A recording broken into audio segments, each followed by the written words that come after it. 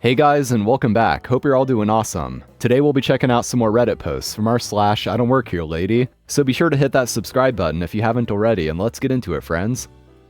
What are you going to do, fire me? I was shopping at Target. Mind you, I was wearing a blue shirt and sweatpants. Nothing close to the red and khaki that we all know. It was slow, with very few people. A total Karen comes around the corner with a very rude and loud, "Excuse me." I ignore her since there's no reason why I would need to acknowledge her. She comes closer to me while shoving my cart down the aisle and says, "I need you to grab that box for me now." I just laugh at her and say no. I'm short, 4'11", but would try to help a stranger reach the highest shelves item if they asked kindly. But this lady was just too rude to engage. Anyway, she says, "You're just standing there going back and forth in the aisles, pretending like you're busy." I told her, and at this point I'm thoroughly amused by her absurd and rude demeanor. Duh, I gotta do all my shopping while I'm here. I'm not going to go home without the stuff I need. And of course, she proceeds to say, "Listen, young lady, you're not gonna get away with speaking to me like that." The young lady was the most amusing, because it was absolutely an on-brand condescending thing to say. So I told her, "If you can find my manager, you should tell them that. I bet she won't have a problem with me shopping right now." So she storms off like I had hoped at this point. I decided that it was time to find out if she found my manager. She found a manager and I walk near them. She points at me and tells the person, "That's her. She was disrespectful and refused to help me so she can shop." I had to give it all I had to not bust out laughing. The manager said, "Ma'am, she is a customer here as well. She does not work here." So instead of admitting to being a jackass, she said, "Well then, why did you try to tell me to get your manager?" I simply and calmly said, "The offer still stands. Go out and find my manager and tell them everything." Megan, manager's name tag, isn't my manager. I was proud of myself for this one. I get passive-aggressive and sometimes rude when people are like this, and I end up regretting it later and wishing that I had more tact. My calmness in the situation pissed her off the most, I believe. It got me thinking a few days afterwards as well. I live in a touristy destination, and while most people are delightful, there is a small population of out-of-touch people who think that everyone is there to serve them. But I suppose that that is the case everywhere. But these people were particularly on my mind at this moment. I was shopping at the local grocery outlet for some batteries. Quick trip. I am browsing batteries and looking at my options, as this one lady passed 3 employees to bark an order at me over not being able to find a ladle. Now, grocery outlet is one of those stores that may or may not have odds and ends, like ladles, and that's just the nature of it, but I digress. I think the barking triggered me, so I said, probably a little too rudely, "What makes you think I work here?" She tried to pretend like she didn't just bark something at me and started to walk away.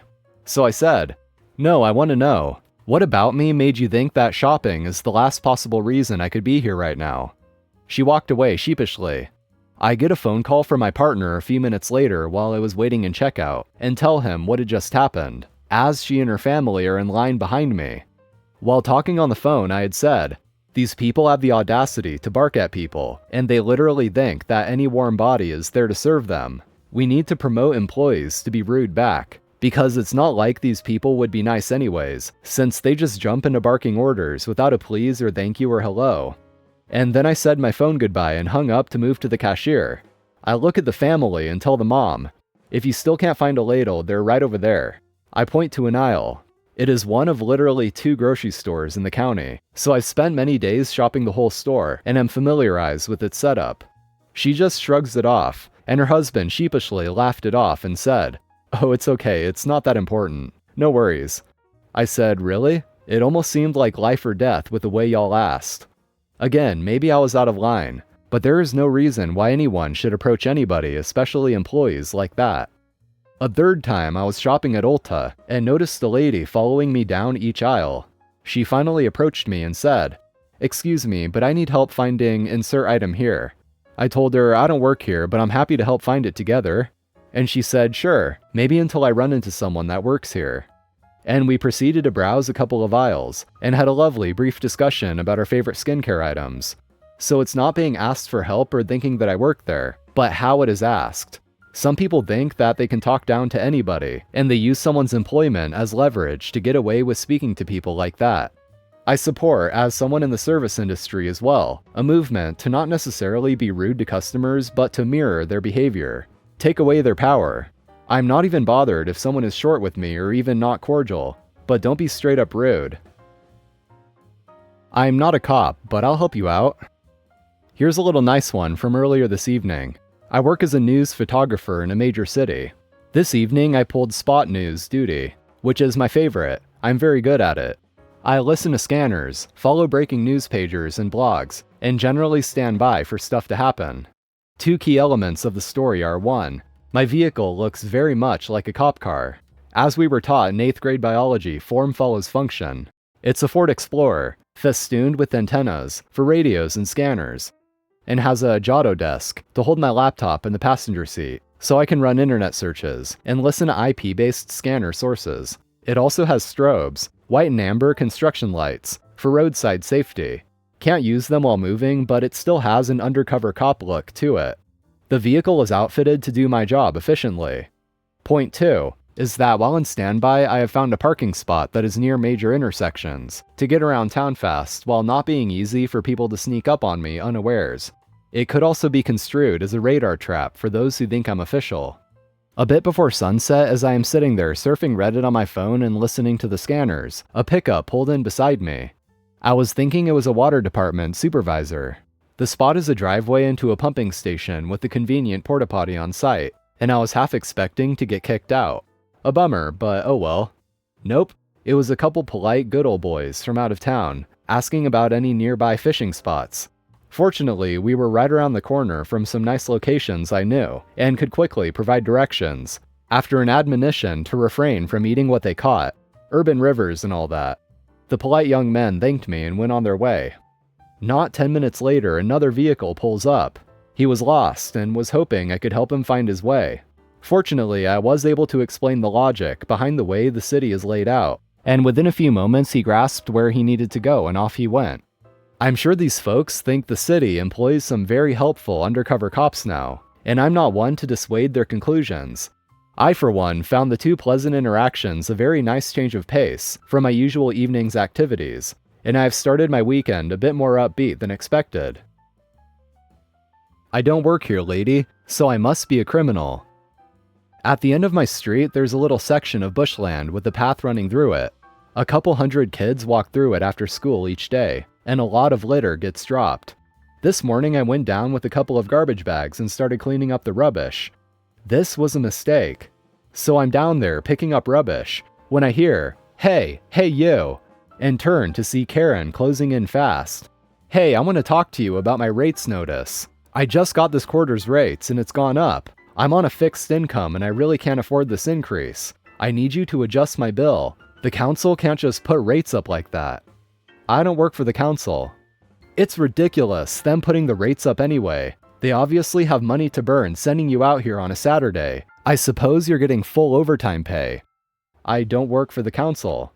I suppose it's alright for you. You get discounted rates as an employee, right? I don't work for the council.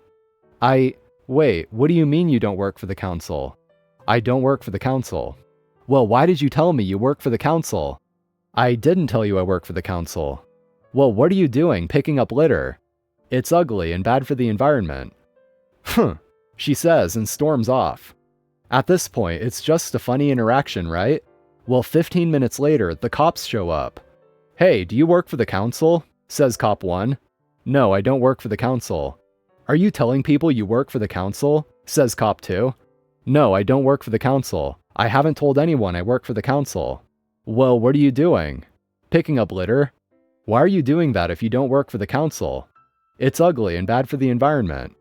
"Well, we've had a complaint of someone impersonating a council worker, asking people for financial information," says Cop 1. "Do you live around here?" Cop 2 adds. "Yes, just up there." "Can we see some ID with your address?" "Well, I don't have my wallet on me." "I think you'd better come with us." So anyway, that's how I got arrested this morning. And OP elaborates a bit more in the comments. Someone asked, "What the hell, is it cleared up now? Damn, Karens be pathological liars." And OP responds, "Yeah, it's sorted out. They wouldn't let me go home to simply get my wallet. They took me to the police station. I had to call my wife to bring my wallet down.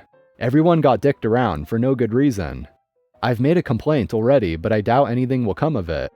And this other person asked, was Karen punished? Did you report her to the council? You should. And OP responds, I asked the cops who complained. They can't tell me because of privacy or some crap. I don't think there's much I can do to her, really. That's why I'm complaining about it on the internet to strangers. And OP also says this is in Queensland, Australia. I hope you make a complaint about the woman making a false report. And OP responds, I can't because, to quote the cops, I don't have any evidence of anyone making a false report. It's my word against hers. And although everyone involved knows exactly who made the report theoretically, I can't prove it was her. And the cops didn't tell me it was her. The whole thing sucks, and it's only going to make me upset and angry to make a big deal out of it. Ultimately, I'm not going to spend thousands of dollars trying to get some redress against Queensland Police Service over a wasted Saturday morning. The cops know it too. It wasn't a formal arrest like with charges. I think technically they call it helping with inquiries, where the cops have you in custody and you're technically free to leave. But it's heavily implied if you don't do exactly what they say and go where they tell you to go, you'll suffer for it.